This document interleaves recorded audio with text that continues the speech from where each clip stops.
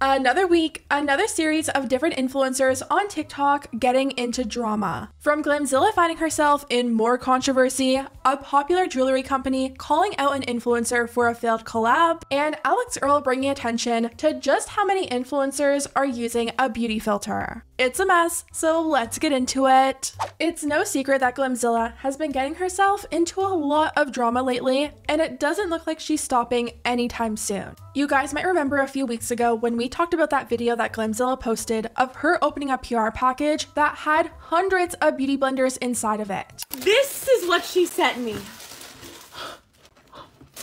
Like, look at all these beauty blenders, but no, it's not just this.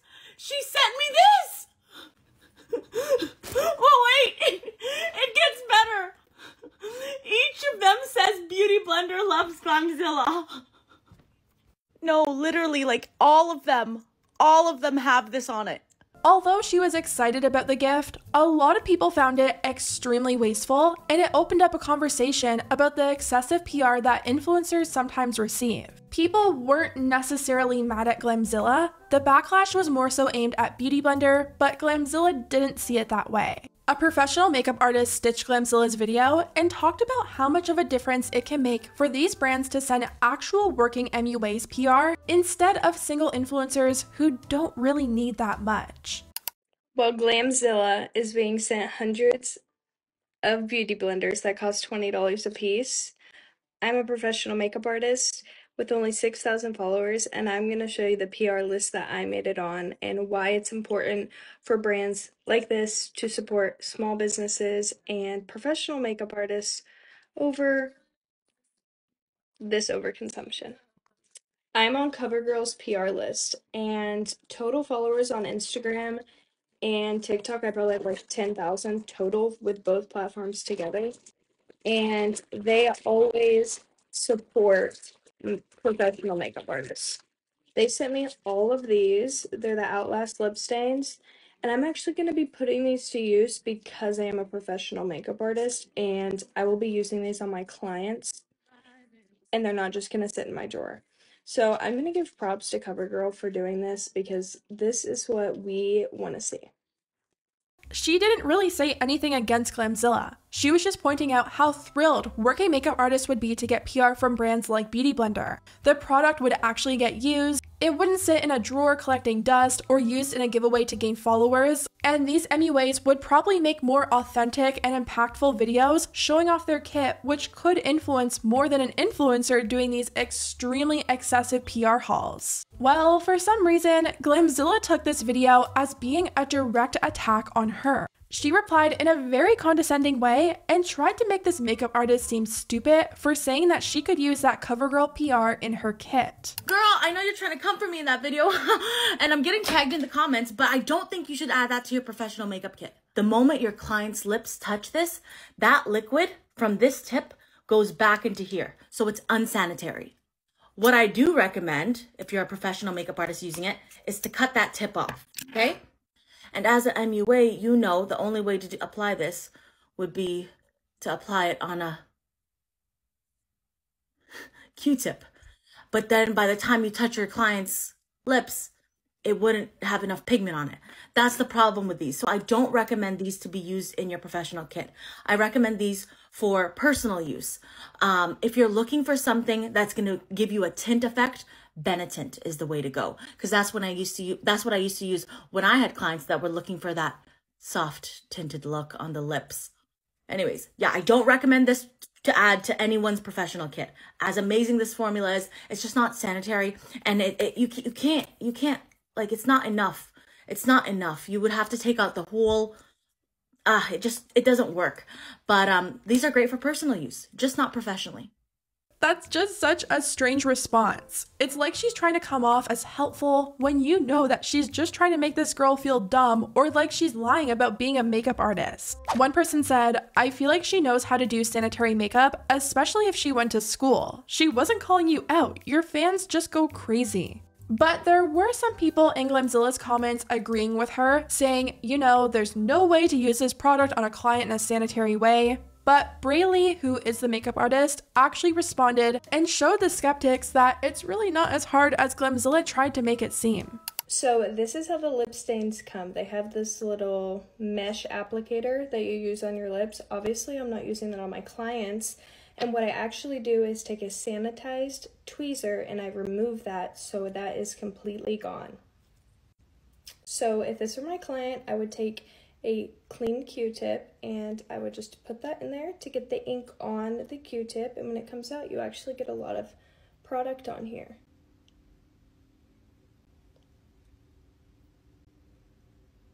So then I would just apply this to my client and throw this away.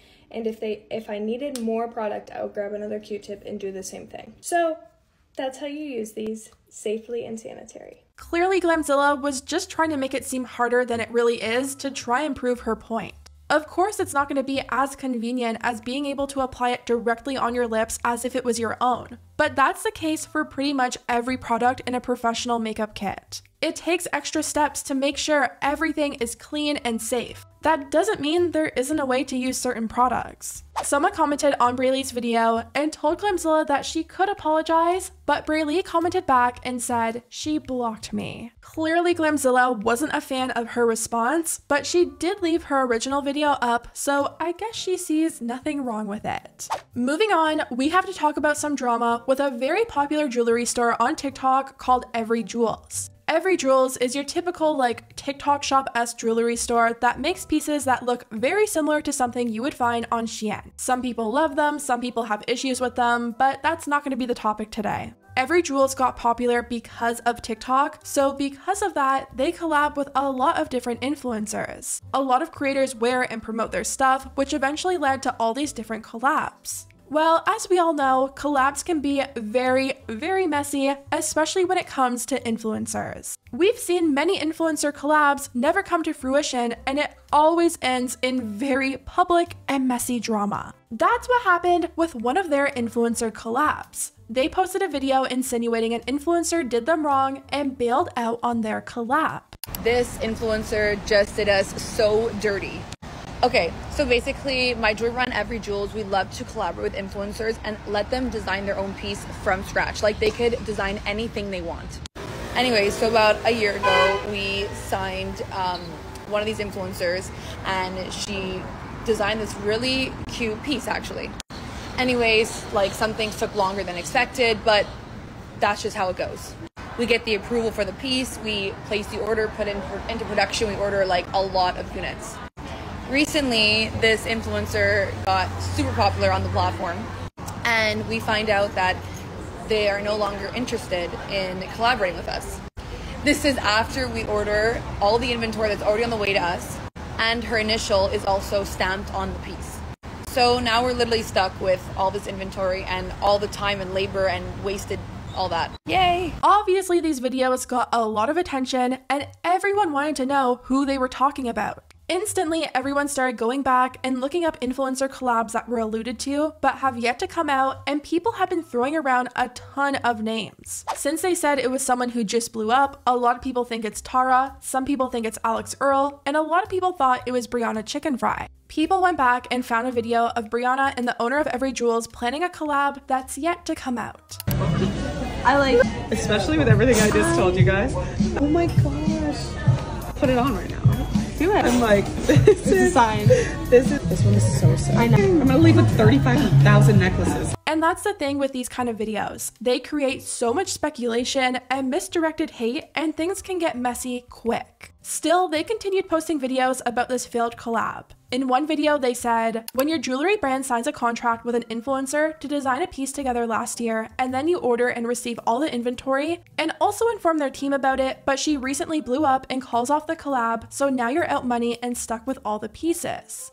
Here's where things become pretty telling. Someone asked them to drop the name, and they responded and said, if this gets 1 million views, maybe. So clearly this was looking like some kind of marketing tactic, and it seemed to be working. Their videos were getting millions of views, but as time went on and they weren't saying who it was, people started to get pretty annoyed and started to stick up for the influencer who they could be talking about. One person said, if it was Brie, this collab has taken over a year to complete. Maybe she was tired of being strung along by the company. Maybe it's not her style anymore or the direction she's trying to go in. And Every Jewels actually commented back and said, "That's a different story, but we got ghosted. It wasn't on us why it took so long, but this particular video isn't about her." And a lot of people were also asking about contracts. You would think an established company would have contracts in place, especially when it comes to working with influencers, which is why people were so confused how this could happen in the first place. So yes, the influencer that screwed us over did indeed sign a contract, and I did see in the comments, some of you guys did guess who it was. We are going to take this as a huge learning lesson and make sure that we're better covered. So if something like this ever happens in the future, that we're covered and we don't get screwed over by ordering all these units and being stuck with them. Because like I said, her initials are stamped on every single piece. But yeah, she recently just got super popular on TikTok, and yeah. All their videos did end up getting well over 1 million views each, but of course, they later came out and said their lawyer advised them to not say any names and just leave it at that. Okay, so I know you guys really want to know who this person is. So yesterday, I was literally speaking with our legal team all day long, going back and forth with all of this stuff.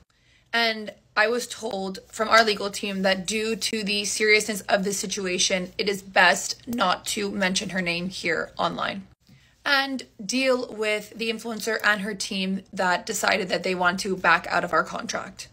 We are extremely disappointed with the influencer and her team on how they decided to handle just dropping the collab. If you made it this far, what I'm going to do for you guys as a thank you for just being so supportive is already our website is 80% off, but for today only, I'll give you guys a free shipping code. So if you guys want to get something, now is your chance. I'll put the code here on the screen.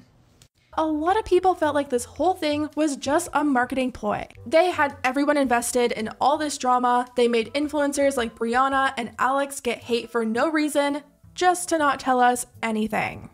Speaking of Alix Earle, normally when we talk about her, it's about like not disclosing her ads or something along those lines, but this time it's actually for something good. With the rise of influencers using filters over their videos and the filters becoming more and more realistic, Alix decided to expose herself for also using filters. She posted this video with her skin looking flawless, and all the comments were like, "Oh my god, skin, your skin looked so good." And instead of letting people think that her skin was perfect on that day, she came out and said that she was actually using a filter. I wanted to reply to this comment because in a lot of my videos my skin looks very, very clear, and granted I've dealt with very bad acne and it has cleared up like so much, but the beauty filter hides so much. Like I just turned it off and you can see there's like a row of, I don't know what's going on here, and like redness and pigmentation and like a pimple here, but it's just like the beauty filter hides so much, and I know it's so easy to compare yourself to what you see online, and for me, like this is my skin looking like so clear and I'm happy with it, but it just looks very different than obviously what I'm posting if I have filters on, so daily reminder. And a lot of people found this honesty pretty refreshing. Tons of people were thanking Alix for being upfront, writing, "This just made me feel better and not as insecure as I was because I know I'm not alone. I respect the hell out of you for posting this. This can make such a difference to young girls." A lot of people who watch Alix will feel better after seeing this, and it's unfortunate people even feel like they have to use some filter. It's such a vicious cycle because it's like, yeah, these influencers are using the filter and they're setting the standard and contributing to people feeling insecure, but they're also a victim of that same cycle. It's never ending, and that's why a lot of people were so shocked to see Alix come out and admit to using the filter. Anyways guys, let me know what you think about everything down below, and I'll see you next time.